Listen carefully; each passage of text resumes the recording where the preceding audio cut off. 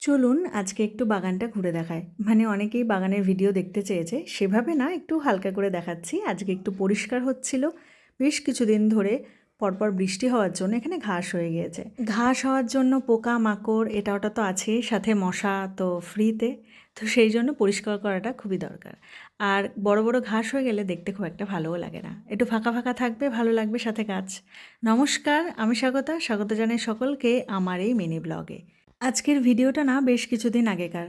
মানে আমি সময়ও পাইনি, সাথে আমাদের গ্রামে পরপর পাড়াগুলোতে অষ্টম প্রহর হরিনাম হচ্ছিল। মানে অষ্টম প্রহর হরিনাম এখন সব জায়গাতেই হচ্ছে।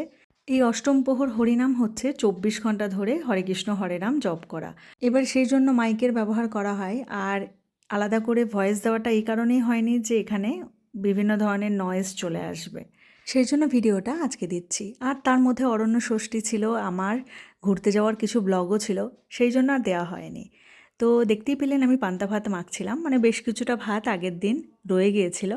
তো এই গরমের দিনে পান্তা ভাত তো খাওয়া যেতেই পারে, আর এই গরম ছাড়া পান্তা ভাতটা ঠিক মানায় না। তো দেখতেই পেলেন পান্তা ভাতটা আমি কিভাবে মাখলাম। আজকে আমি না আলুর তরকারি দিয়ে মেখেছি। সাধারণত এটা পেঁয়াজি দিয়ে খেয়ে থাকি, তো হঠাৎ মনে হলো যেহেতু আলুর তরকারি হয়েছে, এই তরকারিটা দিয়েও কিন্তু ভালো লাগছিল। তো এবারে দুপুরের খাবার আয়োজন করছি। খুব সাধারণভাবে রান্না করে নিচ্ছিলাম একটুখানি মাংস, মানে একটু প্রথমে মশলাটাকে কষিয়ে মাংসটা রান্না করব।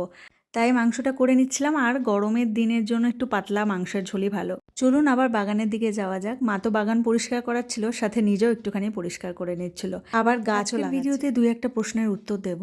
অনেকেই আমাকে জিজ্ঞাসা করছে আমি কোথায় থাকি।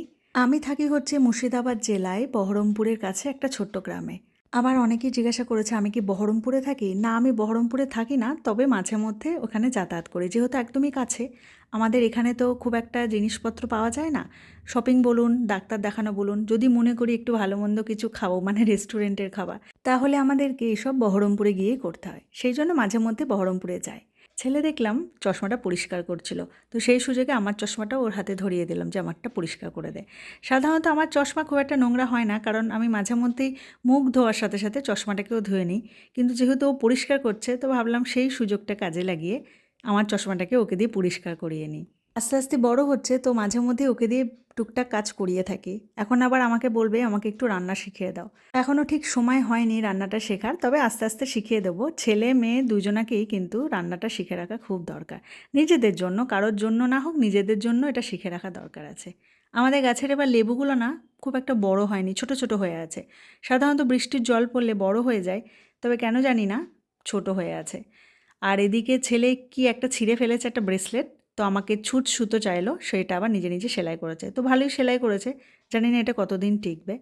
মানে দুপুরবেলাতে কী করলাম।